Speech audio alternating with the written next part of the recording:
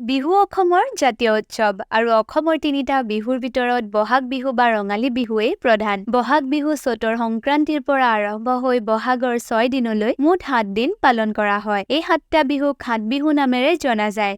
গৰু বিহু, লাও খা বেঙেনা খা বছৰে বছৰে বাঢ়ি যা, মাৰ সৰু বাপেৰ সৰু তই হবি বৰ গৰু। এইদৰে কৈ বা গাই চ'তৰ সংক্ৰান্তিৰ দিনা গৰুক পুৱাই গা ধুৱাই নতুন পঘাৰে বন্ধা হয়। মানুহ বিহু, বহাগৰ প্ৰথম দিনা সৰুৱে ডাঙৰক সেৱা কৰে আৰু আত্মীয় স্বজনৰ মাজত গামোচা বা আন উপহাৰৰ আদান প্ৰদান হয়। এনে উপহাৰকে বিহুৱান বোলে। গোসাই বিহু, সেইদিনা গাঁৱৰ ৰাজহুৱা নামঘৰত নাম প্ৰসংগ হয়। তাঁতৰ বিহু, সেইদিনা বোৱনীসকলে তাঁতশালৰ সঁজুলিসমূহ মুচি কাচি ওপৰত উঠাই লয়। নাঙলৰ বিহু, সেইদিনা খেতিয়কে নাঙলটো ঠিক কৰি লয় আৰু খেতি কৰিবৰ বাবে সাজু হয়। জীয়ৰী বা চেনেহী বিহু, সেইদিনা বিয়া দিয়া জীয়ৰী প্ৰীতিগৃহলৈ আহে।